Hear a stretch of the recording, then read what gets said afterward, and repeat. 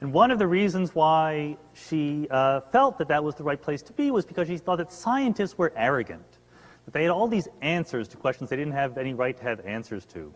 But with her New Age friends, she would sometimes raise questions about their beliefs, and she noticed a pattern emerging talking to her New Age friends versus talking to scientists, that scientists would sometimes say they didn't know the answer to something, and that her New Age friends would never say that. They had an answer for everything. And she realized, actually, science does claim to know the answer to some things, but there are other things that it very quickly admits it doesn't know the answer to. Dinesh just gave you a laundry list of things. Where did the universe come from? Why is there any universe? Is there life after death? And he says, and science has no clue about any of these things, as if that's a bad thing. Scientists are extremely proud of the fact that we know some things, and we know there are other things we don't know. We know where the dividing line is between what we know and what we don't know because of good reasons.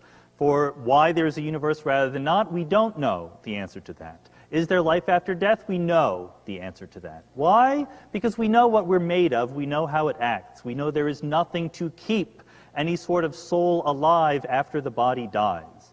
And that goes back to Ian's discussion of how does science know some things? Is science the only way of knowing things? Science is clearly not the only way of knowing things. There are other ways of truth. For example, mathematical truths are outside of science. They are logical truths, not empirical ones. But it would be a mistake to think that religion is a different way of obtaining truth that is outside everything else. If God existed, the one thing that if there were an omnipotent being that cared about us here on earth, I would expect clear instructions. I would expect a book that I knew exactly what it said, it was clear that it was right, and I would be able to follow it. If God did not exist, I would expect all sorts of different books. They would contradict each other. Some of them would be brilliant in parts, they would be silly in other parts, they would be uplifting in parts, they would be very depressing in other parts, they would be edited collections, they would be personal memoirs, and they would all disagree with each other. Which of these two theories fits the data? Thank you.